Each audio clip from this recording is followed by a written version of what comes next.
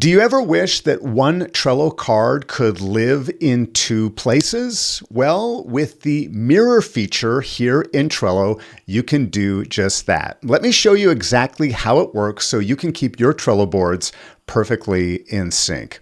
Hello everyone, Scott Friesen here at Simpletivity, helping you to simplify your tools and grow your business. And here I am, and I've got two example boards. I've got example board 1 and example board 2. And there are many cases where you may want to have the exact same card living on two or more other boards. Maybe you're managing two different teams, or maybe they're two components of the same larger project. You want to see the status of something on another board, even though it was created or lives in another place. So in this example, we'll call this my purple board. I've got this task called clean up my CRM or my contact list. And I want to be able to see this in real time on my blue board. So in able to do this, we're going to come up here to the right-hand corner. We're going to select actions.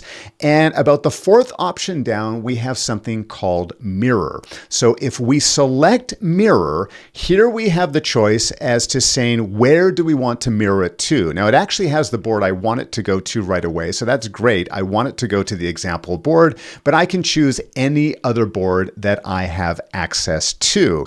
And then down below on that board, I need to choose which list it's going to be mirrored to, because it probably has different lists or different names. So for example, I call it a task list on the example board number 1, but it's called a to-do list here on this particular board. So I'm going to say task list, and I'm going to say I want it in the first position. So I'm going to go ahead and select mirror. I get a message down below saying that the mirroring is complete, but you'll notice that we have no other identifiers here on the original board. If I go and close this card, there's not a special icon. If I go back and open up this card, there's nothing actually telling me that it has been mirrored somewhere else. But if we go to my blue board, here we can see in that first position under task list, it has been mirrored, and it's actually telling me exactly where it's coming from. It's coming from my example board 2.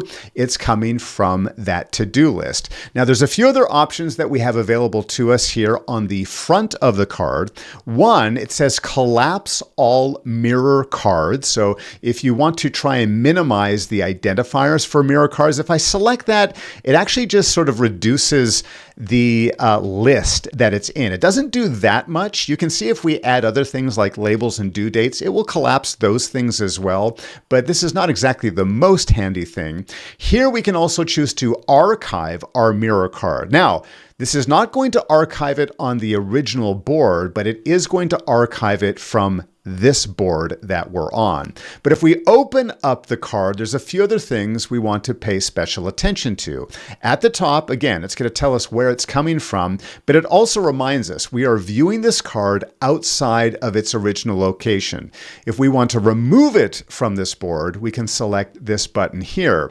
But again, I just want to emphasize that this is a true sync or a true mirror. Let's go ahead and add a label. Remember, we're on the mirrored board, the second location. I'm going to come here and add a due date as well. If we jump back to the original location, there is the due date, there is the label. So no matter what I do to this card in either location, it will be represented in that other place. So if you want to get even more out of your Trello boards and cards, why don't you explore the mirror feature? If you have a question for me about anything Trello, or if you'd like to work with me directly, be sure to let me know in the comments down below.